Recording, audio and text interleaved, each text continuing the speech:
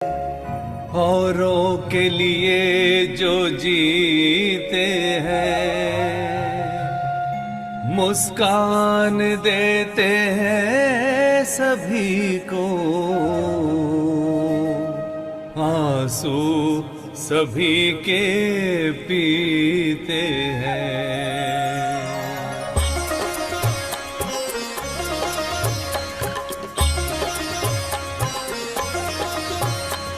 हम रहे संसार में पर हम में ना संसार हो, हम रहे संसार में पर हम में ना संसार हो। एक ऋषि की तरह ही अपना जगत व्यवहार हो, एक ऋषि की तरह ही अपना जगत व्यवहार हो। हम रहे संसार में पर हम में ना संसार हो।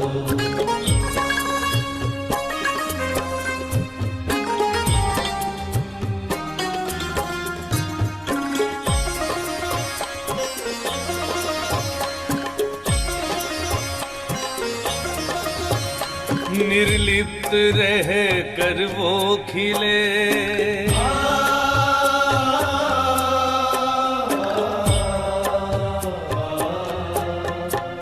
निर्लिप्त रह कर वो खिले, जल में जूनी रज रहे, वो चले गजमस्त सा हलचल में भी धीरज रहे, वो चले गजमस्त सा हलचल में भी धीरज रहे। प्रभु प्रेम का है पात्र वो, प्रभु प्रेम का है पात्र वो, जो सेवा में बलिहार हो। एक ऋषि की तरह ही अपना जगत व्यवहार हो। हम रहे संसार में पर हम में ना संसार हो।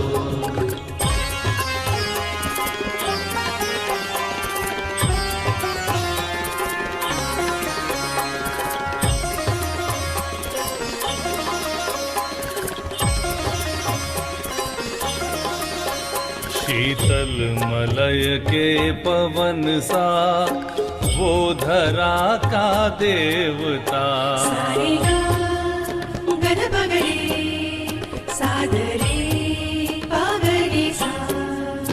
शीतल मलय के पवन सा वो धरा का देवता, उसका कुछ अपना नहीं सबके भले का सोचता, उसका कुछ अपना नहीं सबके भले का सोचता।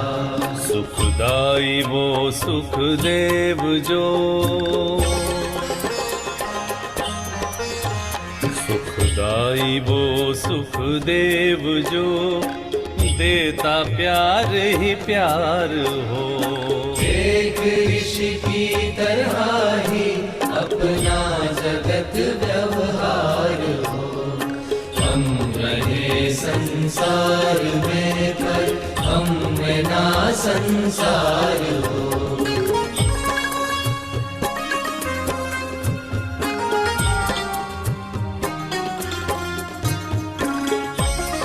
कम इसकी चद्दर बदल देना।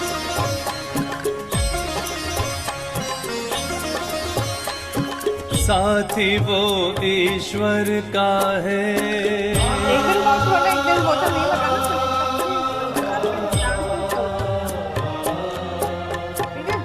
साथी वो ईश्वर का है, ईश्वर ही उसका साथी है। विश्व नाटक देखता वो होके हर पल साक्षी है। विश्व नाटक देखता वो होके हर पल साक्षी है। जैसे जग कल्याण को,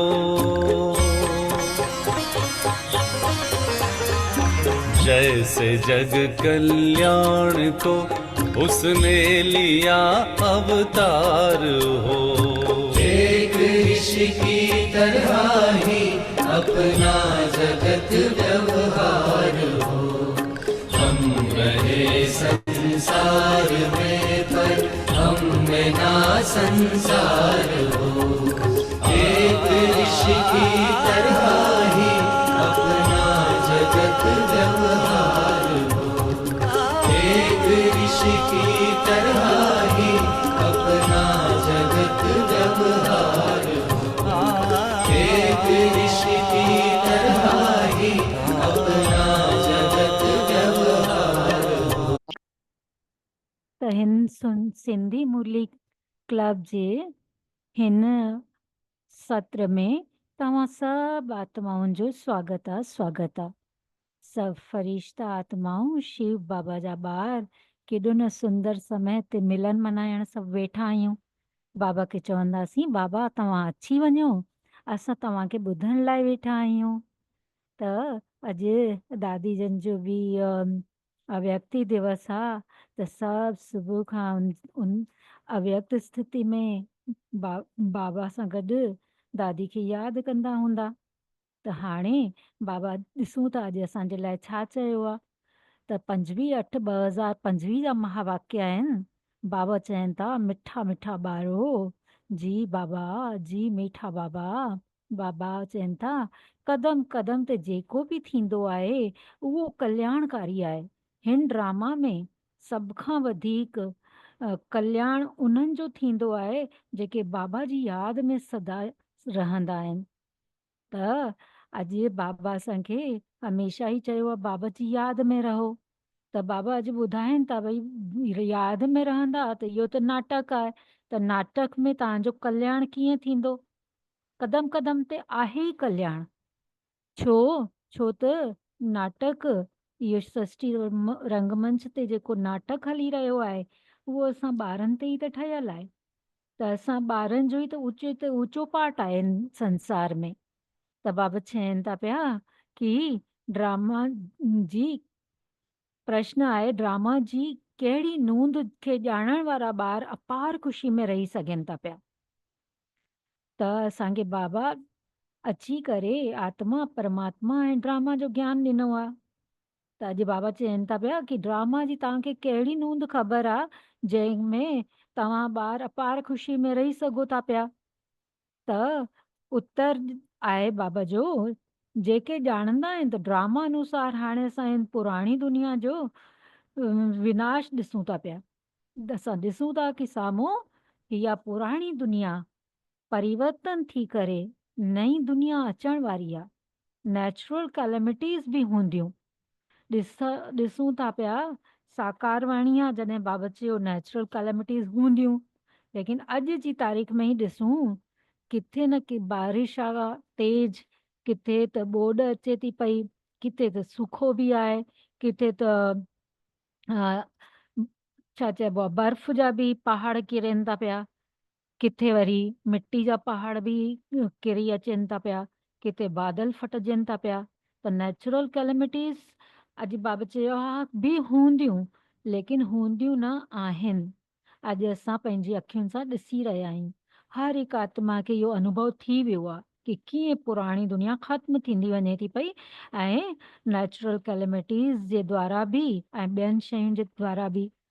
बाबा चवनि था, लेकिन असांजी राजधानी इहो असांखे नशो हुजणु घुरिजे। मुंहिंजी राजधानी त स्थापन थियणी ई आहे। इन में कोई कुझु नथो करे सघे। केतिरियूं बि नेचुरल कैलेमिटीज़ हूंदियूं, अगरि बाबा जी यादि हूंदी त तव्हां इहा ॻाल्हि हमेशह यादि रखिजो कि आसे पासे में एॾो पाणी हूंदो, एॾो पाणी ईंदो, तव्हांखे उहो पाणी रस्तो ठाहे ॾींदो। अॼु असां प्रकृति खे अगरि सुठा वाइब्रेशन ॾिना आहिनि त उहो असांखे रस्तो ठाहे ॾींदो पाणी, ऐं असां उन पाणी मां जॾहिं निकिरी करे सेफ जॻह ते पहुचंदासीं पोइ उते ॿोॾ जहिड़ो थींदो या कुझु बि थी सघे थो पियो। त बाबा चवनि था कि असांजी राजधानी कहिड़ी बि तरह सां स्थापन थियणी आहे। इनमें कोई कुझु नथो करे सघे। भल अवस्थाऊं हेठि मथे थींदियूं रहंदियूं, कॾहिं उमंग ईंदो, कॾहिं वरी ठंडा ठार बि थी वेंदा आहियूं। बाबा चवनि था इनमें मुंझण जी कहिड़ी ॻाल्हि आहे, बिल्कुलु न मुंझणो आहे। सभु आत्माउनि जो बाबा भॻवान असांखे पढ़ाए रहिया आहिनि। हिन ख़ुशी में रहणो आहे। अॼु केॾो न बाबा नशो चढ़ाइनि था पिया कि सिर्फ़ु इहा ख़ुशी हुजे कि मुंहिंजी राजधानी त स्थापन थियणी ई आहे, मां त उते वञी करे राजा रानी ठाहिण वारी ई आहियां, हितां ठही करे ई मां वेंदमि। ऐं बाबा चवनि था ठीकु आहे, कॾहिं हेठि मथे पुरुषार्थ हलंदो रहंदो आहे त उनमें पकड़े न वञणी आहे ॻाल्हि खे। हा भई थी वियो, उनखां सिखूं कि ग़लती थी वई, सुबुह जो अमृत वेले उथी सघंदा हुआसीं, न उथी पायासीं, उहा रियलाइज़ कयूं ॻाल्हि खे, ऐं वरी ॿिए ॾींहं ते सुठे सां अमृत वेलो करण जे लाइ सॼे ॾींहं में थोरो योग वधायूं। त बाबा चवनि था बाबा भॻवान असांखे पढ़ाए रहिया आहिनि, इन ख़ुशी में रहणो अथव। अॼु गीत बि ॾाढो सुंदर आहे। महफ़िल में क्षमा जली उठी आहे, त महफ़िल में क्षमा जले थी पई, त परवाना असां ॿार उन क्षमा ते फिदा थियूं था। शिव क्षमा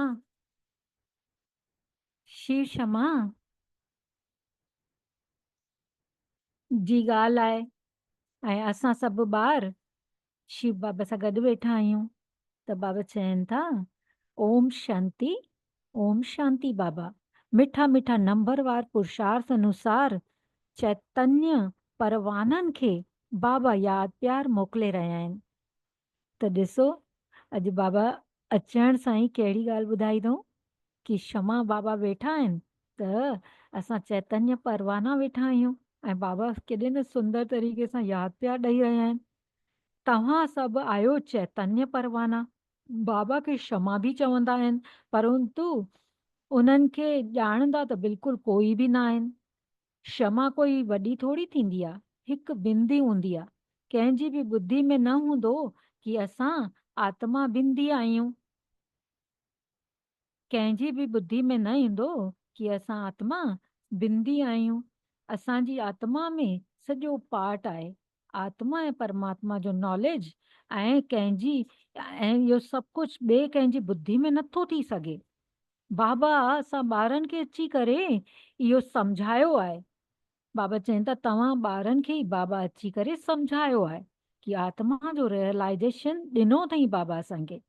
पूरी आत्मा जे अचण सां पहिरियों लेसन इहो सेखारियऊं त बाबा असांखे आत्मा जो रियलाइज़ेशन कराइनि था पिया। महसूस था थी आहे, असांखे पतो पियो आहे कि कीअं मां आत्मा हिकु शक्ति आहियां। बाबा चवनि था आत्मा ऐं परमात्मा जो ज्ञान ॿिए कंहिंजी ॿुद्धि में अची नथो सघे, छो त तव्हां ॿारनि खे ई बाबा अची करे सम्झायो आहे ऐं आत्मा जो बि रियलाइज़ेशन ॾिनो आहे। अॻे इहो पतो थोरी हुयो कि आत्मा छा आहे, परमात्मा छा आहे। इन लाइ देह अभिमान जे कारण ॿारनि में मोह बि हुयो, त विकार बि घणेई हुया। भारत केतिरो न ऊंच हुयो, विकारनि जो नालो बि न हुयो। उते त सभु वाइसलेस भारत, ऐं हिते सभु विशेष भारत। पूरो भारत विशेष यानी विकारी भारत, वाइसलेस यानी निर्विकारी भारत सतयुग में। केॾी न वॾी ॻाल्हि आहे। कोई बि मनुष्य हीअं न चवंदा आहिनि जीअं बाबा असांखे सम्झाए रहिया आहिनि। बाबा चवनि था कोई बि माण्हू ईअं असांखे इहे ॻाल्हियूं ॿुधाए ई नथा सघनि जीअं बाबा असांखे ॿुधाए रहिया आहिनि। अॼु खां 5000 साल पहिरीं असां बि इहो ई शिवालय ठाहियो हुयोसीं। बाबा सां गॾु मिली करे असां इहो शिवालय ठाहियो हुयोसीं। बाबा चवनि था मां ई वरी शिवालय स्थापन कयो हुयो। कीअं? सो बि तव्हां हाणे सम्झी रहिया आहियो।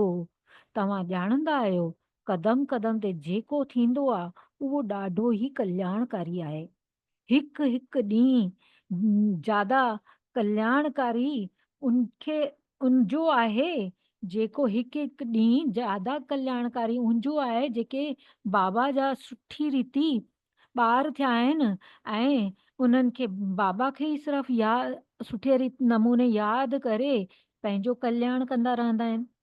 उहे आहिनि ई, बाबा चवनि था, ही जेको युग आहे, इहो आहे ई कल्याणकारी पुरुषोत्तम ठहण जो युग।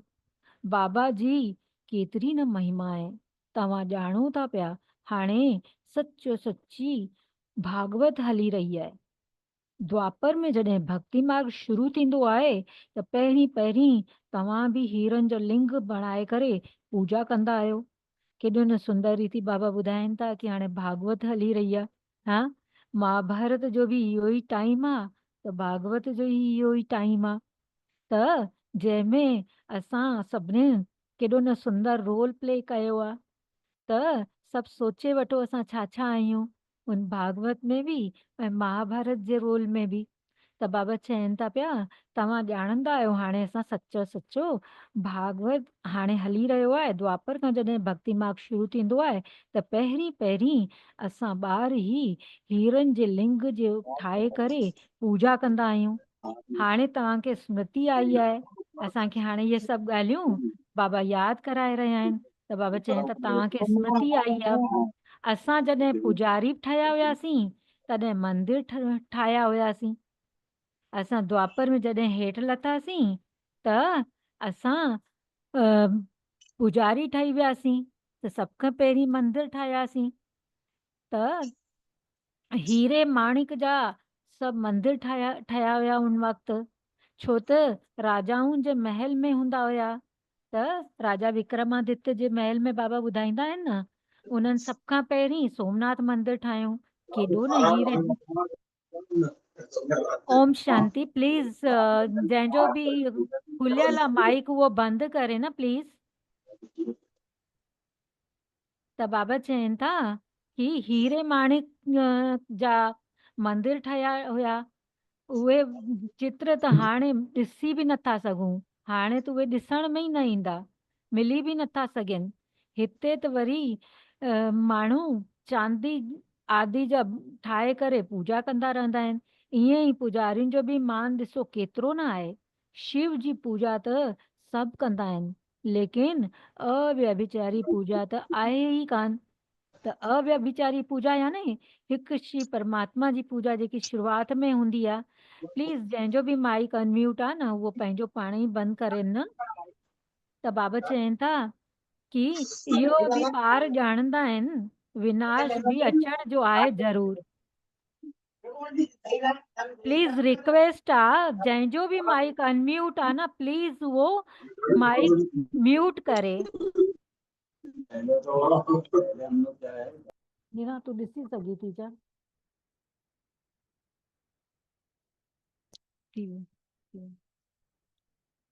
त बाबा चवनि था इहो बि ॿार ॼाणंदा आहिनि कि विनाश अचिणो आहे ज़रूर। तयारियूं थी रहियूं आहिनि। नेचुरल कैलेमिटीज़ जी बि ड्रामा में लूंद आहे। उहो त लूंदियल ई आहे, ड्रामा त ईअं ठहियल ई आहे। कोई केतिरो बि मथो मारे तव्हांजी राजधानी त स्थापन थियणी ई आहे। कोई जी बि ताक़त कान्हे, बाबा चवनि था, जेको इनमें कुझु बि रोके सघे। असांजी राजधानी कीअं बि करे स्थापन थी वेंदी। बाबा चवनि था बाक़ी अवस्थाऊं कॾहिं मथे कॾहिं हेठि थींदियूं ई रहंदियूं आहिनि। इहा आहे ॾाढी ॾाढी वॾी कमाई। कॾहिं तव्हां, बाबा चवनि था, ॾाढी ख़ुशी में सुठे ख़यालातनि में रहंदा आहियो, कॾहिं वरी थधा बि पइजी वेंदा आहियो। यात्रा मां बि बाबा चवनि था यात्रा में बि कॾहिं हेठि मथे ॻाल्हियूं थींदियूं रहंदियूं आहिनि। इनमें बि ईअं थींदो रहंदो आहे। कॾहिं त सुबुह जो उथी करे बाबा खे यादि करणु सभु ॾाढी ख़ुशी में रहंदा आहियो। ओहो बाबा असांखे केॾो न सुंदर तरीक़े सां पढ़ाए रहिया आहिनि। वंडर आहे, सभु आत्माउनि जो पिता भगवान असांखे पढ़ाए रहिया आहिनि। केॾी न वॾी ॻाल्हि आहे। ख़ुदा परमात्मा असांखे पढ़ाए रहिया आहिनि। कॾहिं सोचियो हुयोसीं कि भगवान सां अहिड़ो रिश्तो हूंदो। बाबा चवनि था उन्हनि सां वरी श्री कृष्ण खे श्री कृष्ण खे भगवान सम्झी वेठा आहिनि। सॼी दुनिया में गीता जो केॾो न मान आहे, छोकी भगवानु वाचा आहे न। परंतु इहो पतो कान अथनि कि भगवान कंहिंखे चयो वेंदो आहे। भले केतिरी बि वॾी पोजीशन वारा हूंदा, वॾा वॾा विद्वान हूंदा, पंडित आदि आहिनि, चवंदा बि आहिनि गॉड फादर खे यादि करे कयूं था पिया, परंतु उहो कॾहिं आयो, छा अची कयईं, इहो सभु भुलिजी विया आहिनि। बाबा सभु ॻाल्हियूं सम्झाईंदा रहंदा आहिनि। ड्रामा में इहो सभु नूंदियल आहे। इहो रावण राज्य वरी बि थींदो ऐं शिव बाबा खे वरी अचिणो ई पवंदो। बाबा चवनि था मूंखे वरी अचिणो ई पवंदो। रावण ई तव्हांखे अज्ञान जे घोर अंधियारे में सुम्हारे छॾे थो पियो। ज्ञान त सिर्फ़ु हिकु ज्ञान सागर ई ॿुधाए सघनि था, जंहिंसां सदगति थियणी आहे। सिवाय बाबा जे ॿियो कोई बि कंहिंजी बि सदगति करे दीदी नथो आवाज़ सघे। नथो अचेव दीदी तव्हांजो। आवाज़ घटि आहे? न दीदी अचे त थो पूरो आवाज़। हा, कंहिंजी पंहिंजी मिस्टेक थी सघे थी, थोरो पंहिंजो इंटरनेट वग़ैरह चेक करे वठो। त आवाज़ बाबा चवनि था पिया कि म, अ, सिवाय बाबा जे ॿियो कोई सदगति नथो करे सघे। सर्व जो सदगति दाता हिकिड़ो शिव बाबा ई आहे। गीता जो ज्ञान जो बाबा ॿुधायो हुयऊं उहो वरी प्रायलोक थी वेंदो आहे। ईअं न, इहो ज्ञान कोई परंपरा सां हलंदो ई ईंदो आहे। ॿियनि खे क़ुरान बाइबल जेके बि आहिनि न, उहे सभु ॿियनि भाषाउनि वारा हलंदा ईंदा आहिनि, विनाश न थी वेंदा आहिनि। लेकिन गीता जो ज्ञान जेके बाबा ॿुधाइनि था पिया, त असांजूं मुरलियूं आहिनि, त बाबा चवनि था इहो ज्ञान परंपरा खां न हलंदो ईंदो आहे, ऐं जेको ॿियनि जो ज्ञान हूंदो आहे उहो हलंदो ईंदो आहे। त तव्हांजो जेको बि ज्ञान हाणे मां तव्हांखे ॾेई रहियो आहियां, इन जो कोई शास्त्र न ठहंदो आहे। हाणे त बाबा असांखे मुरली ॿुधाईंदा आहिनि, हा, जीअं त मीटिंग हूंदी आहे, त मीटिंग वांगुरु आहे इहो। त असां बाबा खां ॿुधंदा आहियूं ऐं जेके बि पॉइंट्स वग़ैरह नोट करणा हूंदा आहिनि करे रखंदा आहियूं।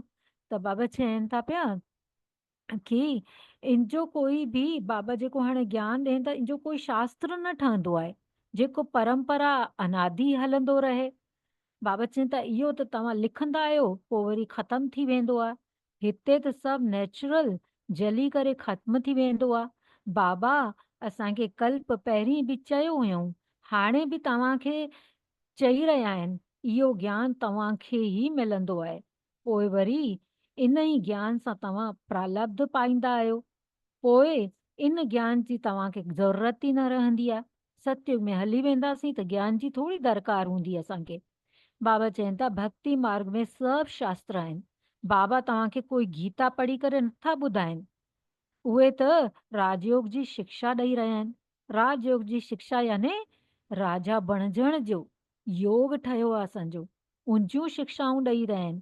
जीअं पिता पंहिंजे ॿारनि खे शिक्षाऊं ॾींदा आहिनि न, उहे बाबा असांखे केॾियूं न सुंदर शिक्षाऊं रोज़ ॾेई रहिया आहिनि, टीचर बणिजी करे। बाबा चवनि था पिया जंहिंसां वरी भक्ति मार्ग में शास्त्र ठहंदा आहिनि। त तव्हां शास्त्रनि खे अॼु ॾिसंदा न, त सभु ॻाल्हियूं संगम युग जूं ई शास्त्रनि जूं ठहियल आहिनि। बाबा चवनि था त अगड़म बगड़म करे छॾियो अथऊं। त तव्हांजी मूल ॻाल्हि इहा ई आहे कि गीता जो ज्ञान कंहिं ॾिनो हुयो, उनजो नालो बदिली करे छॾियो अथऊं। ऐं कोई जो बि नालो ॿियनि शास्त्रनि ते जेके बि आहिनि, बाबा चवनि था उन्हनि जा नाला त न बदिली कया अथऊं। सभिनीनि खां मुख्य धर्म शास्त्र आहे न गीता, इनमें मुख्य आहे डीटिज़म, इस्लामिज़म ऐं बुद्धिज़म। त बाबा जी ॿुधाइनि था पिया कि डेटिज़म यानी देवी देवता धर्म, उनखां पोइ इस्लाम धर्म, बुद्ध धर्म, इहे सभु मुख्य आहिनि। भल करे कोई चवंदा बि आहिनि पहिरीं बुद्धिज़म हुयो पोइ वरी इस्लामिज़म हुयो। त उन्हनि खे चयो इहे ॻाल्हियूं जेके बि आहिनि गीता सां थोरी कोई ताल्लुक़ रखंदियूं आहिनि। असांजो त कमु आहे बाबा खां वरसो वठण जो। बाबा केतिरियूं न सुठी रीति सम्झाए रहिया आहिनि। इहो आहे सभ खां वॾो झाड़। झाड़ जे तरीक़े सां बाबा ॿुधायो अथऊं न, त बाबा चवनि था इहो सभ खां वॾो झाड़ आहे। अच्छा, बाबा चवनि था सुठो आहे जीअं फ्लावर वॉज हूंदो आहे न, जीअं त फ्लावर पॉट हूंदो आहे, त बाबा चवनि था 3 ट्यूब्स निकिरंदियूं आहिनि।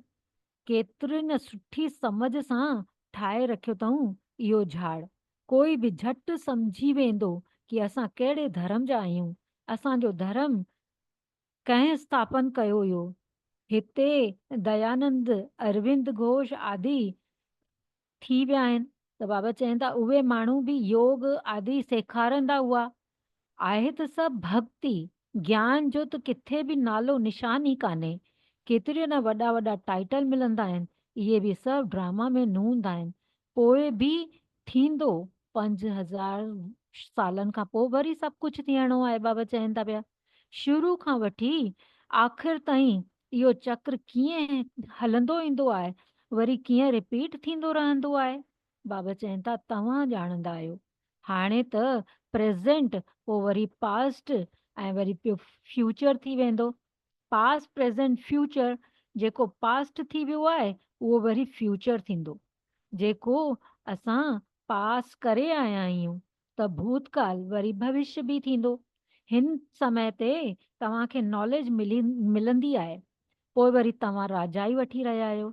इन देवताउनि जो राज्य हुयो न, उन समय ॿियो कोई जो बि राज्य न हुयो। इहा बि हिकु कहाणी मिसल ॿुधायो। बाबा अॼु असांखे ॿारनि खे चवनि था पिया इहे ॿुधायो कि कीअं कहानी आई आहे।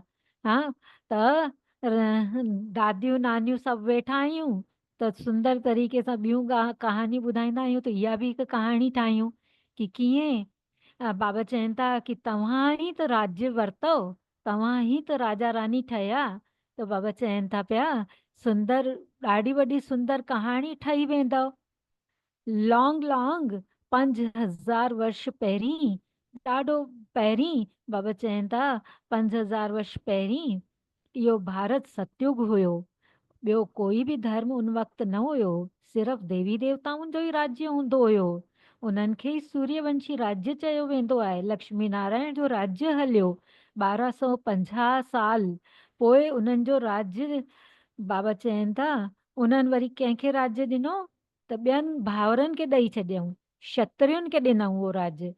पोइ त्रेता में क्षत्रिय कहलाईंदा आहियूं न, त बाबा चवनि था क्षत्रियुनि खे राज्य मिलियो, उहो वरी राज्य हलियो। तव्हां सम्झाए सघो था पिया कि बाबा अची करे असांखे पढ़ायो हुयो।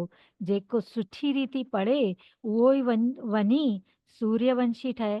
जेको फेल थी वेंदो उनजो नालो वरी क्षत्रिय पइजी वेंदो। बाक़ी लड़ाई आदि जी ॻाल्हि ई कान्हे। बाबा चवनि था पिया ॿार तव्हां मूंखे यादि कयो त तव्हांजा विकर्म विनाश थी वञनि। तव्हां विकारनि ते जीत पाए रहिया आहियो। त बाबा चवनि था तव्हां हाणे विकारनि ते जीत पाए रहिया आहियो। बाबा अची करे ऑर्डिनेंस कढियो अथई। जीअं मिलिट्री में ऑर्डिनेंस कढंदा आहिनि न, त ऑर्डर चइजे या त क़ाइदो चइजे, जेको बि चइजे, चवनि था जेको काम ते जीत पाईंदो न उहो ई वरी जगत जीत सघंदो। त सॼे विकारनि ते जॾहिं जीत पाईंदासीं, पंहिंजो पाण में दैवी गुण शक्तियूं बाबा जेके ॾेई रहिया आहिनि खणंदासीं त जगत जीत ठही वेंदासीं। पुठियां वरी बाबा चवनि था अधु कल्प खां पोइ वरी वाम मार्ग में किरंदा रहंदा आहिनि। उन्हनि जा बि चित्र ठहियल अथनि, शक्ल देवताउनि जी ठहियल अथनि। राम राज्य ऐं रावण राज्य अधु अधु आहे। उनजी कहाणी वई तव्हांखे ठाहिणु घुरिजे। पोइ छा थियो, पोइ वरी छा थियो, हिकु हिकु खां पोइ छा थींदो वियो त उहो बाबा चवनि था अॼु कहाणी ठाहियो। त बाबा चवनि था इहा ई त सत्यनारायण जी सची सची कहाणी आहे न। सत्य त हिकु शिव बाबा ई आहिनि जेके हिन समय अची करे सॼे आदि मध्य अंत जो तव्हांखे नॉलेज ॾेई रहिया आहिनि, जेको ॿियो कोई बि नथो ॾेई सघे। कुझु बि थी वञे कोई नथो ॾेई सघे। हिकु उनखे ई पतो आहे। उहो जंहिं घर में रहे थो उहो ई ॿुधाए सघे थो कि भई मां परम धाम में आहियां ऐं मुंहिंजो रस्तो कीअं आहे, मां तव्हांखे वठणु आयो आहियां। हिन रस्ते ते हली करे तव्हां मूंसां गॾु हलंदा। उहो ई इहो सिर्फ़ु ज्ञान ॾेई सघे थो। आदि मध्य अंत खे वेही करे मथां ऑडियंस बणिजी करे उहो ई ॾिसी रहियो आहे त असांखे उहो ज्ञान बि ॾेई रहियो आहे। त बाबा चवनि था मनुष्य त बाबा खे ई नथा ॼाणनि। जंहिं ड्रामा में एक्टर आहिनि उन्हनि जे क्रिएटर डायरेक्टर आदि खे ॼाणनि ई कान था, त बाक़ी केरु ॼाणंदो। हाणे तव्हांखे बाबा ॿुधाए रहिया आहिनि ड्रामा अनुसार इहो वरी बि थियणो ई आहे, इहो वरी बि ईअं ई थियणो आहे। बाबा अची करे तव्हां ॿारनि खे वरी पढ़ाईंदा, हिते ॿियो कोई त अची नथो सघे। बाबा चवनि था पिया मां ॿारनि खे पढ़ाईंदो आहियां, कोई नए खे हिते थोरी न विहारे सघां थो पियो। इंद्रप्रस्थ जी कहाणी बि आहे न, नीलम परी पुखराज परी नाला हुयनि न, तव्हां में बि कोई हीरे जहिड़ो रत्न आहे। ॾिसो रमेश भाई जी खे बाबा यादि कयो अथऊं। बाबा चवनि था रमेश भाई जी अहिड़ी ॻाल्हियुनि ते सुठी प्रदर्शनी कढी हुयूं उन टाइम ते, जेको सभु उन्हनि वीचार सागर मंथन कयो हुयो, उन ते ॾाढी सुठी प्रदर्शनी ठाही हुयूं। त बाबा चवनि था त तव्हां हीरे जहिड़ो कमु, त उन्हनि हीरे जहिड़ो कमु कयो न। कोई पुखराज आहे, कोई छा आहे, कोई त बिल्कुलु कुझु बि नथो ॼाणे। इहो बि ॼाणंदा आहियो कि राजधानी त स्थापन थी रही आहे, उनमें त राजाऊं राणियूं ऐं ॿिया बि सभु खपनि। त बाबा चवनि था तव्हां सम्झंदा आहियो असां ब्राह्मण श्रीमत ते पढ़ी करे विश्व जा मालिक ठही रहिया आहियूं। केतिरी न ख़ुशी हुजणु घुरिजे। इहो मृत्यु लोक ख़तमु थियणो आहे। इहो बाबा त हाणे ई सम्झंदा रहंदा आहिनि कि असां वञी करे, ब्रह्मा बाबा जी ॻाल्हि चवनि था पिया कि असां वञी करे ॿार ठहंदासीं। ब्रह्मा बाबा खे केॾो न नशो हुयो, हा सॼो टाइम ॾिसण ईंदो रहंदो हुयो उन्हनि खे। पंहिंजी ड्रेस ॾिसंदा रहंदा, चवंदा खूंटी ते मुंहिंजी ड्रेस टंगियल आहे, कृष्ण थींदुसि। त हर टाइम ख़ुशियुनि में खगियूं मारंदा हुया। बाबा चवनि था पिया कि इहे बाबा त ईअं हाणे खां ईअं सम्झंदा रहंदा आहिनि कि मां वञी करे ॿार ठहंदुसि। बचपन जूं उहे ई ॻाल्हियूं हाणे साम्हूं अची रहियूं आहिनि, चलन ई बदिलजी वई अथनि। ईअं ई तव्हां जॾहिं सतयुगी दुनिया में ॿुढा थींदा त सम्झंदा हाणे इहो वानप्रस्थ शरीर छॾे करे असां किशोर अवस्था में हली वेंदासीं। बचपन आहे सतो प्रधान अवस्था। लक्ष्मी नारायण त युवा आहिनि। शादी करण, बाबा चवनि था शादी कई अथऊं, लक्ष्मी नारायण जी शादी यानी श्री राधे श्री कृष्ण जे शादी खां पोइ लक्ष्मी नारायण नालो पयनि न। त बाबा चवनि था उहे त युवा आहिनि, शादी करण खां पोइ त किशोर अवस्था थोरी चई वेंदी आहे। युवा अवस्था खे रजो, वृद्ध खे तमो चयो वेंदो आहे। इन लाइ श्री कृष्ण ते केॾो न लव हूंदो आहे सभिनीनि जो, केॾो न प्यार हूंदो आहे सभिनीनि जो। बाबा चवनि था आहिनि त उहे ई लक्ष्मी नारायण जेके श्री कृष्ण राधे ई आहिनि। बाबा चवनि था लेकिन श्री कृष्ण ते केॾो प्यार हूंदो आहे। श्री लक्ष्मी नारायण खे, लक्ष्मी खे त हिकु ॾींहुं पूजा कंदा आहियूं, पर नारायण खे कॾहिं यादि कंदा आहियूं। त बाबा चवनि था परंतु मनुष्य इहे सभु ॻाल्हियूं त ॼाणे नथा सघनि। श्री कृष्ण खे वरी द्वापर में वठी विया आहिनि, लक्ष्मी नारायण खे सतयुग में वठी विया आहिनि। हाणे तव्हां देवता बणजण जे लाइ पुरुषार्थ करे रहिया आहियो। बाबा वरी सम्झाइनि था पिया कि कीअं कुमारियुनि खे त उथी बीहणु घुरिजे। कुमारी कन्या, अधर कुमारी, दिलवेड़ा आदि जा बि सभिनीनि जा मंदिर ठहियल आहिनि। इहे तव्हांजा ई त एक्यूरेट यादगार आहिनि। बाबा चवनि था उहे जड़ आहिनि ऐं हिते जेको शिव बाबा जे घर में वेठा आहियूं उहो सभु चैतन्य में थी रहियो आहे। तव्हां हिते चैतन्य में वेठा आहियो, भारत खे स्वर्ग ठाहे रहिया आहियो। स्वर्ग त हिते ई हूंदो न, मूल वतन सूक्ष्म वतन किथे आहे? तव्हां ॿारनि खे सभु कुझु पतो पइजी वियो आहे। सॼे ड्रामा खे तव्हां ई ॼाणंदा आहियो। जेको पास थी वियो आहे सो वरी फ्यूचर बि थींदो, पोइ वरी पास्ट हूंदो। त बाबा चवनि था तव्हांखे केरु पढ़ाईंदा आहिनि इहो सम्झणो आहे। असांखे भॻवानु पढ़ाए रहिया आहिनि, बसि ख़ुशी में ठंडा ठार थी वञणु घुरिजे तव्हांखे। त बाबा जी यादि सां सभु जेके बि घोटाला आहिनि न अंदर में, उहे सभु बाबा चवनि था निकिरी वेंदा। बाबा असांजो पिता बि आहे, असांखे पढ़ाए बि रहिया आहिनि, वरी असांखे पाण सां गॾु बि वठी वेंदा। त बाबा बाप टीचर सतगुरु आहे। त बाबा चवनि था कि इहो तव्हांखे सभु यादि रखणु घुरिजे कि कीअं बाबा असांखे पढ़ाए रहिया आहिनि, असांखे वरी गॾु वठी वेंदा। ऐं बाबा चवनि था पंहिंजो पाण खे आत्मा सम्झी परमात्मा बाप सां ईअं ईअं तव्हांखे ॻाल्हियूं करणियूं अथव।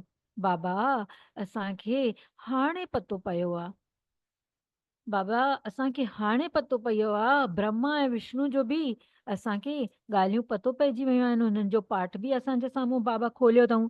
विष्णु जी नाभि सां चवंदा आहिनि ब्रह्मा निकितो। हाणे विष्णु ॾेखारंदा आहिनि खीर सागर में, ब्रह्मा खे वरी सूक्ष्मतनि में ॾेखारंदा आहिनि। वास्तव में हुजण त हिते घुरिजे न। ब्रह्मा असां सां गॾु शिव बाबा जा ॿार आहिनि, त वास्तव में स्थूल वतन में ब्रह्मा आहिनि, त संपूर्ण ब्रह्मा सूक्ष्म वतन में आहिनि। त बाबा चवनि था प्रजापिता ब्रह्मा त हिते हूंदो न, वास्तव में आहिनि हिते। विष्णु तो थियो वरी राज्य करण वारो। अगरि विष्णु खां ब्रह्मा निकितो त ज़रूरु राज्य बि त कंदो न। विष्णु जी नाभि सां चवंदा आहिनि कि निकितो, त जीअं ॿार थी वियो न। इहे सभु ॻाल्हियूं बाबा वेही सम्झाईंदा आहिनि। ब्रह्मा ई 84 जनम पूरा करे हाणे वरी विष्णु जो मालिक, सॉरी विष्णुपुरी जा मालिक ठही रहिया आहिनि। इहे ॻाल्हियूं बि कोई पूरी रीति सम्झंदा ई न आहिनि, तॾहिं तूं ख़ुशी जो पारो बि न चढ़ंदो अथनि। गोप गोपियूं त तव्हां ई आहियो न, त नशो चढ़ायो पंहिंजे पाण खे। पहुची वञो उन मधुबन में जिते शिव बाप वेठो आहे। असांजो गोपी वल्लभ ऐं गोप गोपियूं आहियूं असां। त बाबा चवनि था सतयुग में थोरे ई हूंदा इहे गोप गोपी, सतयुग में थोरे ई हूंदियूं। उते त हूंदा प्रिंस प्रिंसेस, राजकुमार राजकुमारियूं। गोप गोपियुनि जो गोपी वल्लभ आहे न। प्रजापिता ब्रह्मा आहे सभिनीनि जो पिता, ऐं पोइ वरी सभु आत्माउनि जो बाबा आहे, पिता आहे निराकार शिव। इहे सभु आहिनि मुख वंशावली। असां सभु मुख वंशावली ॿार आहियूं। तव्हां सभु बीके याने ब्रह्मा कुमार भाई भेण थी विया। क्रिमिनल अखियूं त थी नथियूं सघनि। बाबा चवनि था इनमें ई त माया असांखे हार खाराए छॾंदी आहे। बाबा चवनि था हाणे तक जेको बि कुझु पढ़ियो अथव न, उहो बुद्धि सां भुलिजी वञो। जेके भक्ति मार्ग में या दुनियावी ॻाल्हियूं ॿुधी आयासीं, त उहे बाबा चवनि था सभु भुलिजी वञो। त हाणे जेको मां तव्हांखे पढ़ाए रहियो आहियां न, ॿुधाए रहियो आहियां न, उहो पढ़ो। सीढ़ी त ॾाढी फर्स्ट क्लास आहे। सॼो मदार आहे हिकु ॻाल्हि ते कि गीता जो भॻवानु केरु। श्री कृष्ण खे भॻवानु चई नथो सघिजे। उहो त सर्वगुण संपन्न देवता आहिनि। उन्हनि जो नालो गीता में ॾिनो वियो आहे। बाबा चवनि था पिया त उहे त असां असां सभु देवी देवता ठही रहिया आहियूं, त सर्वगुण संपन्न सुलह कला संपूर्ण बणिणो आहे न। त बाबा चवनि था पिया कि जेको सॼो मदार गीता जे भॻवान त आहे, श्री कृष्ण खे भॻवानु चई नथो सघिजे। उहो त सर्वगुण संपन्न देवता आहिनि। उन्हनि जो नालो गीता में ॾिनो वियो आहे। सांवरो बि उनखे चवंदा आहिनि। सांवरो बि उन्हनि खे ई ठाहियो अथऊं, ऐं पोइ वरी लक्ष्मी नारायण खे बि सांवरो ठाहे छॾियो अथऊं। कोई हिसाब किताब ही कान अथनि। रामचंद्र खे बि कारो करे छॾियो अथऊं। बाबा चवनि था पिया काम चिता ते वेहण सां सांवरा थी विया आहिनि सभु।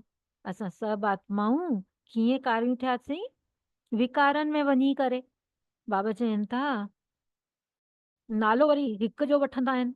हाँ, श्याम सुंदर कृष्ण खे चई छॾंदा आहिनि, हिक जो नालो वठंदा आहिनि, पर सभु जो सभु आत्माऊं विकारनि में वञी कारियूं थी वेंदियूं आहिनि। बाबा चवनि था तव्हां सभु त हाणे ब्राह्मण आहियो, हाणे तव्हां ज्ञान चिता ते वियो था पिया। शूद्र काम चिता ते ई वेठा आहिनि। बाबा चवनि था पिया वीचार सागन मंथन करे युक्तियूं कढो कि माण्हुनि खे कीअं जगायूं। त बि असां ॾिठो आहे न कुंभकर्ण जी निंड में सभु सुम्ही पिया आहिनि। त बाबा चवनि था हाणे तव्हां वीचार सागर मंथन कयो कि कहिड़ी युक्ति सां कीअं कंहिंखे ॿुधायूं त उहे जागी वञनि। बाबा चवनि था जाॻंदा बि ड्रामा अनुसार। जीअं जीअं ड्रामा असां चवंदा आहियूं कि अरे असां ॾाढो उन्हनि खे ज्ञान ॿुधायासीं त उहे ॿुधनि नथा, पर ईअं बि न चवणो आहे। जॾहिं जॾहिं उन्हनि खे ड्रामा अनुसार सीन खुलणी हूंदी, उन्हनि जी बुद्धि में वञिणो हूंदो, त उहे जागी वेंदा। ड्रामा अनुसार हर कोई जागी वेंदो। ड्रामा बि त ॾाढो धीरे धीरे ई हलंदो आहे न। अच्छा, मिठे मिठे सिक लधे ॿारनि प्रति माता पिता बाप दादा जो यादि प्यार ऐं गुड मॉर्निंग रूहानी बाबा जी रूहानी ॿारनि खे नमस्ते। असां सभु रूहानी ॿारनि जी रूहानी माता पिता शिव बाबा बाप दादा खे यादि प्यार गुड मॉर्निंग नमस्ते शुक्रिया बाबा शुक्रिया। वरी असां धारणा जे लाइ 2 पॉइंट्स ॿुधूं था पिया। केॾी न सुंदर बाबा मुरली ॿुधायूं, केॾियूं न ॻाल्हियूं सम्झायूं। बाबा चवनि था सदा इन स्मृति में रहणो आहे कि असां गोपी वल्लभ जी गोप गोपियूं आहियूं। पहिरीं पॉइंट आहे सदा इहा ई ॻाल्हि यादि रहे कि असां गोपी वल्लभ जा गोप गोपियूं आहियूं। गोपी वल्लभ असांजो पिता आहे ऐं असां हुनजा गोप गोपियूं आहियूं। इन ई स्मृति में असां सदा ख़ुशी में रही सघूं था। असांखे ख़ुशी जो पारो इन ई यादि सां हूंदो। हाणे त बाबा चवनि था कि ॿी पॉइंट में चवनि था हाणे ताईं जेको कुझु पढ़ियो अथव न उहो सभु ॿुधी सां भुलिजी करे बाबा जेको ॿुधाए रहिया आहिनि उहो ई वरी पढ़णो अथव। असां भाई भेण आहियूं ऐं इन स्मृति सां क्रिमिनल आई खे ख़तमु करिणो आहे त दृष्टि खे बि पावन बणाइणो आहे। त पतित दृष्टि जॾहिं देह ते वेंदी त पोइ छा थींदो? ग़लति थी वेंदो। त बाबा चवनि था सिर्फ़ु हिकु यादि रखिणो आहे कि देह जे हिसाब सां हाणे प्रजापिता ब्रह्मा जा ॿार आहियूं त भाउ भेण आहियूं। त बाबा चवनि था इहा स्मृति रहंदी त असांजी क्रिमिनल अखि बदिलजी सुठी थी वेंदी, सिविल अखि बणिजी वेंदी। माया खां असांखे हार बि न खाइणी आहे। त अॼु जो वरदान आहे असां सभु शिव बाबा खे वटि हलंदासीं 1 सेकेंड लाइ ऐं शिव बाबा सतगुरु बाबा वरदान ॾेई रहिया आहिनि। मुंहिंजे मथे ते हथु रखी करे हर कोई पंहिंजे मथे ते हथु रखी करे वरदान खे महसूसु करेनि, वरदान खे पंहिंजो पाण में समाइणो आहे। बाबा चवनि था सेवा द्वारा योग युक्त स्थिति जो अनुभव करण वारा रूहानी सेवाधारी ठहो। सेवा द्वारा योग युग स्थिति ठाहिणी आहे असांखे पंहिंजी ऐं उनजो जॾहिं अनुभव थींदो त असां सेवा त कयूं था, सेवाधारी त आहियूं पर रूहानी सेवाधारी ठही वेंदासीं। विस्तार में बाबा ॿुधाइनि था ब्राह्मण जीवन सेवा जो जीवन आहे। माया खां जिंदा रखण जो श्रेष्ठ साधन सेवा आहे। माया असांखे मारे छॾींदी असां सेवा न कंदासीं त माया खां असां अगरि पंहिंजो पाण खे जिंदा रखण जी कोशिशि कयूं था त उनजो श्रेष्ठ साधन आहे सेवा करणु। सेवा योग युक्त ठाहे छॾींदी आहे लेकिन सिर्फ़ु मुख जी सेवा न, ॿुधोसीं ऐं जेके ॿोल ॿुधासीं मधुर ॿोल पर उन्हनि जो स्वरूप ठही वञी सेवा कयूं, निस्वार्थ सेवा करणु, त्याग तपस्या जो स्वरूप ठहण त इन स्वरूप सां सेवा करणु, हद जी कामनाउनि खां परे निष्काम सेवा करणु। बाबा चवनि था इनखे ई चयो वेंदो आहे ईश्वरीय ऐं रूहानी सेवा। मुख सां गॾु मन द्वारा सेवा करण सां अर्थात मन बनाभव स्थिति में स्थित थियणो आहे। त सिर्फ़ु मुख सां जॾहिं ॻाल्हाईंदा आहियूं ज्ञान ॾींदा आहियूं त कॾहिं छा थी वेंदो आहे देह खे ॾिसी वठंदा आहियूं, देहधारियुनि खे ॾिसंदा आहियूं त वरी अखर बि ओड़ा ई निकिरी वेंदा आहिनि। त बाबा चवनि था मन में अगरि शिव बाबा वटि हूंदासीं, बाबा जी यादि हूंदी त मन सां बाबा वटि रही मुख सां सेवा कंदासीं त इहा स्थिति याने मन मनाभव स्थिति में स्थित थियणा। अॼु जो स्लोगन आहे आकृति खे न ॾिसूं, निराकार बाबा खे ॾिसंदासीं त आकर्षण मूर्त ठही वेंदासीं। आकृति याने शरीर जी आकृति असांखे ॾिसण ईंदी आहे न त बाबा चवनि था उनखे न ॾिसी निराकार बाबा खे ॾिसूं त आकर्षण मूर्त असां बि ठही वेंदासीं। असां बि आत्मा रूप में पंहिंजो पाण खे सम्झी करे सभु कमु कंदासीं त ज़रूरु असां ॿिए जी आकृति न ॾिसंदासीं त असांजी बि कोई आकृति न ॾिसंदो। असांखे बि असांजो बि उन्हनि खे इहा ई महसूसता ईंदी कि इहे ॾाढे सुंदर तरीक़े सां मीन्स लाइट जो शरीर बि अनुभव थी सघे थो ऐं असांजो बोल उन्हनि खे सम्झी सघनि था कि असां में रूहानियत बि आहे। त बाबा चवनि था आकृति खे न ॾिसो, निराकार बाबा खे ॾिसो त आकर्षण मूर्त ठही वेंदा।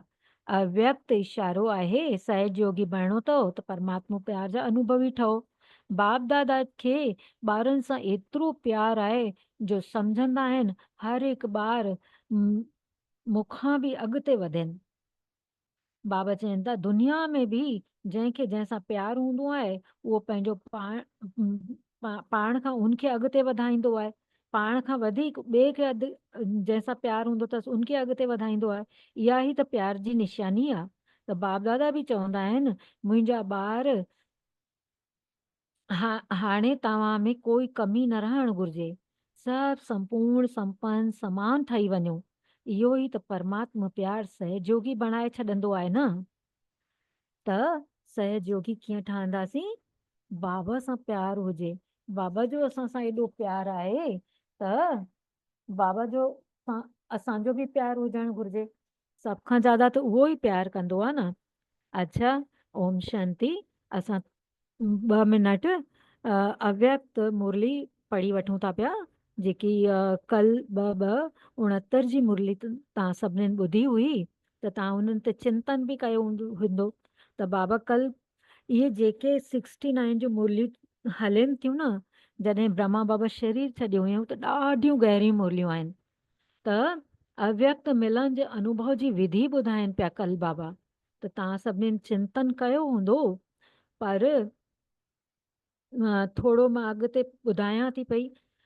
कल थोरो ज़्यादा हो पढ़जी वई हुई, पोइ सभिनीनि चिंतन त करे ई वरितो हूंदो, लेकिन मां थोरो रिपीट कयां थी पई। बाबा चवनि था कि वतन में वेठे वेठे कई ॿारनि जे दिलि जी आवाज़ पहुचंदी रहंदी आहे। बाबा सोचंदा हूंदा शिव बाबा ॾाढो कठोर आहे, लेकिन जेको बि थींदो आहे उनमें रहस्य ऐं कल्याण भरियल आहे। छो त ब्रह्मा बाबा उन टाइम ते शरीर छॾियो हुयऊं न, त केतिरा ॿार चवनि पिया कि ब्रह्मा बाबा खे न वञणु घुरिजे आहे। त बाबा चवनि था भई केतिरियूं ई ॻाल्हियूं आहिनि जंहिंमें ॾाढा ई रहस्य आहिनि ऐं कल्याण आहे। इन लाइ जेकी बि आवाज़ पहुचंदी आहे उहा ॿुधी करे बाबा त ख़ुशी में हर्षाईंदो रहंदो आहे। बाबा चवनि था छा बाप दादा निर्मोही आहे? तव्हां सभु ॿार निर्मोही आहियो, निर्मोही ठहिया आहियो? बाबा वरी पुछनि था पिया। त बाप दादा निर्मोही ऐं ॿारनि में शुद्ध मोह त मिलन कीअं थींदो? त जीअं बाबा सां आहिनि त असांखे उन सां ओड़ो ठही करे मिलण वञिणो पवंदो न। तव्हां कंहिंसां मीटिंग करण वञो था पिया ऐं तव्हां ॾिसो था कि हिकु वॾो नेता आहे ऐं जीअं तीअं कपिड़ा पाए थोरी न हली वेंदासीं। उन वांगुरु सजी धजी वेंदासीं त मीटिंग थींदी। पोइ हिते त भॻवान सां मीटिंग आहे। त बाबा चवनि था तव्हां ॿार निर्मोही ऐं वरी शुद्ध मोह में, त पोइ वरी बाबा चवनि था बाप दादा में शुद्ध मोह आहे त पोइ मिलन कीअं थींदो?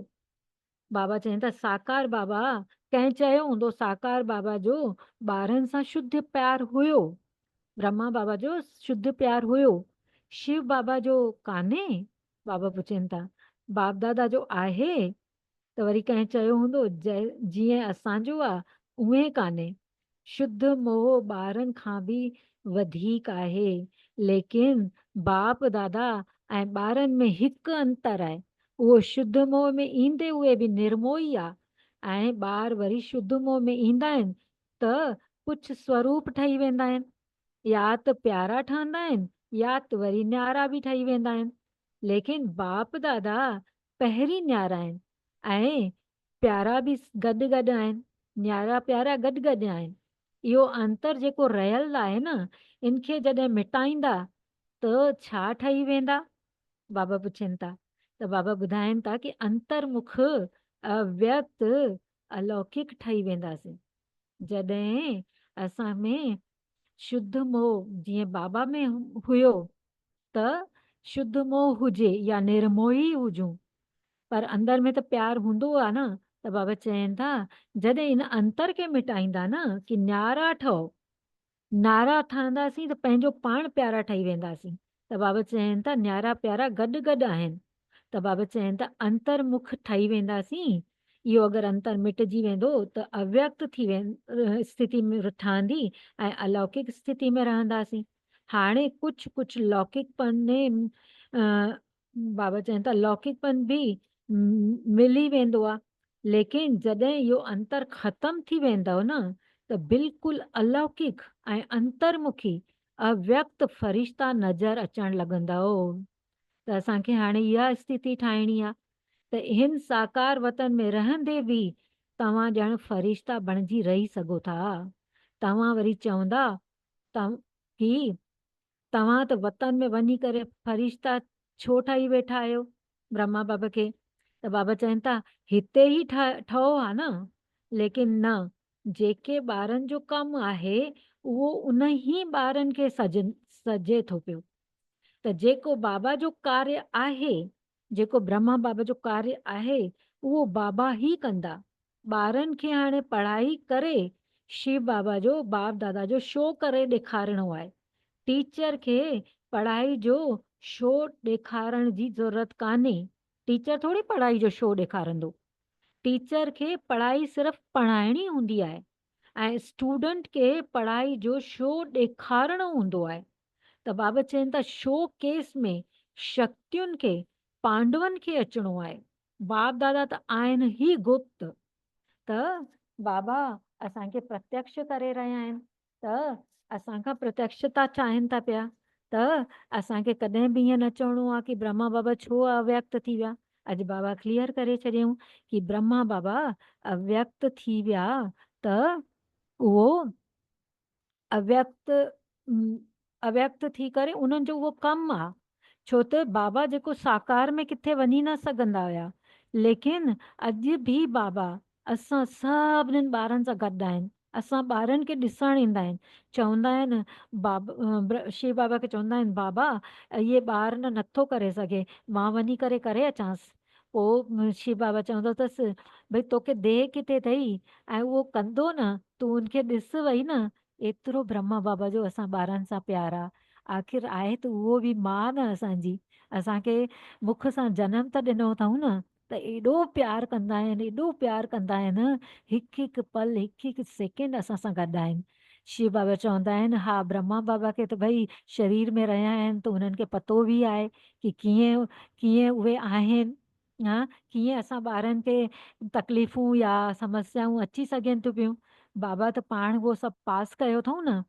त असां बि बाप दादा जी सुठे तरीक़े सां जीअं उहे चाहिनि था ओड़ी तमन्नाऊं पूरियूं कंदासीं बाबा जूं। असां बि प्रतिज्ञा कयूं कि असांखे बाबा जीअं चाहिनि था उहे ठाहूं। त हाणे 2 मिनट योग करे वठंदासीं। शिव बाबा सां गॾु वेहंदासीं। सभ खां पहिरीं जेको जिते बि वेठो आहे त पहिरीं डिवाइस थोरो एतिरो परे रखो कि ॿुधी पायो, टच न थिए कुझु बि। सुठे तरीक़े सां सिर्फ़ु सभु ॻाल्हियूं ॿुधणु अचणु घुरिजनि। त असां सभु हिकु सुंदर मिलन में वेठा आहियूं बाबा सां गॾु। ऐं 2 मिंटनि जे लाइ असां अकेला बि थी वेंदासीं। मां आत्मा पंहिंजो पाण खे ॾिसी रही आहियां।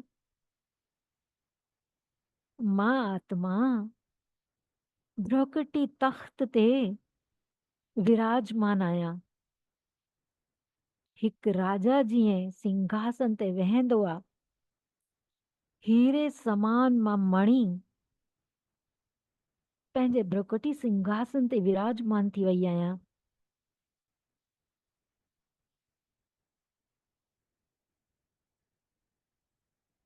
पंहिंजो पाण खे विराजमान कयो भ्रकुटी सिंघासन ते।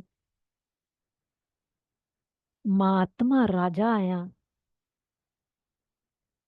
शिव परमात्मा खुद खुदा परमात्मा जो ॿार मां आत्मा राजा आहियां।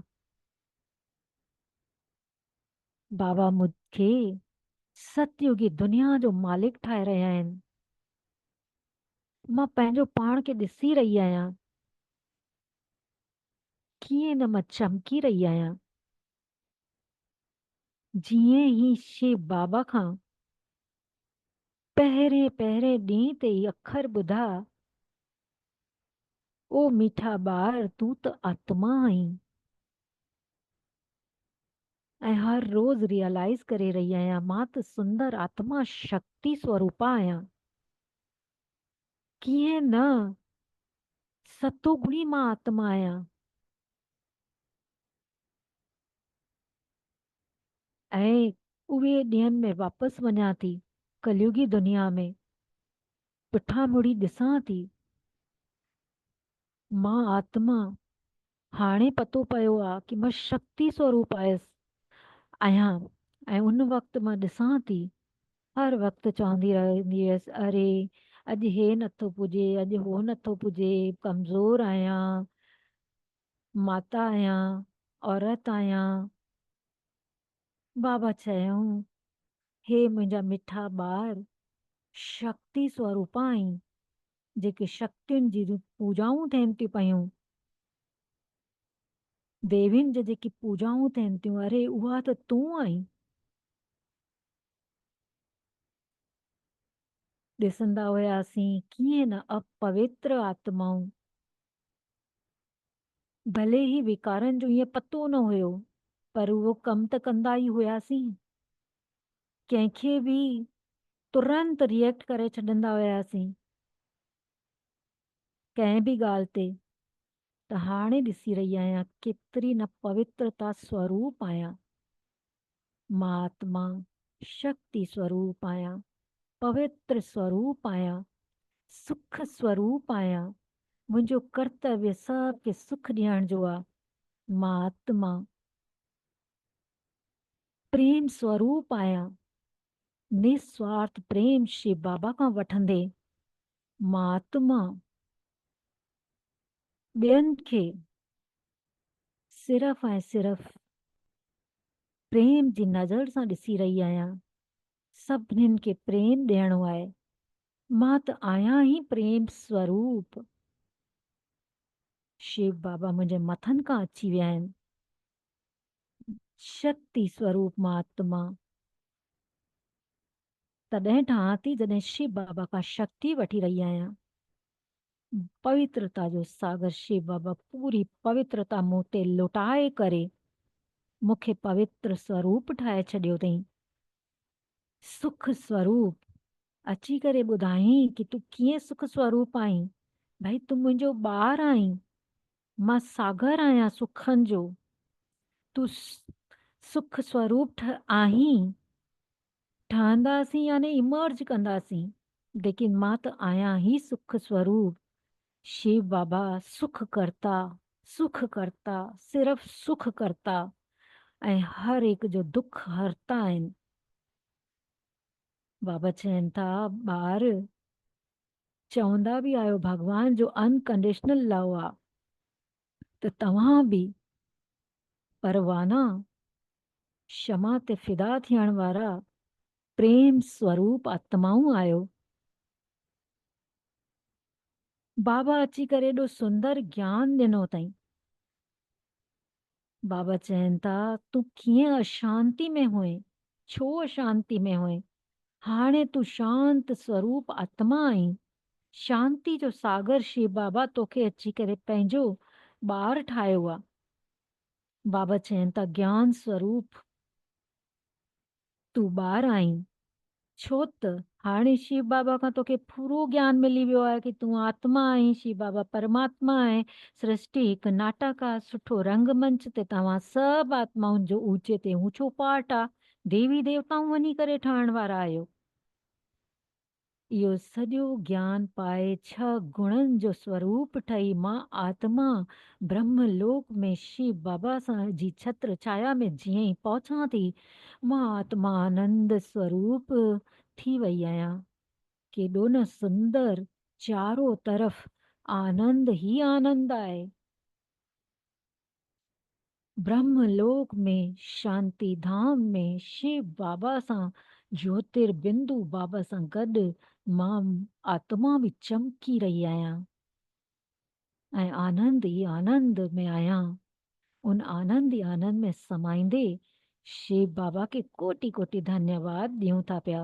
जो एॾो सुंदर समय असांखे सां गॾु वेही सुंदर शिक्षाऊं ॾेई गुह गुह राज ॿुधाए करे असां सां गॾु वेठा आहिनि, हर वक़्तु पंहिंजो बणाए वेठा आहिनि।